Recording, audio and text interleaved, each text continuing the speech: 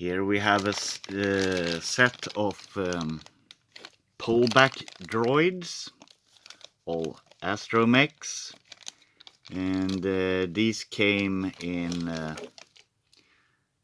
blind boxes, and we have a couple of different versions here, and it comes with this. So it's kind of fun when they try to explain which droid you can get, because I don't know how to see the difference between R2A6 and R2M5 or R2D2 on this little pamphlet.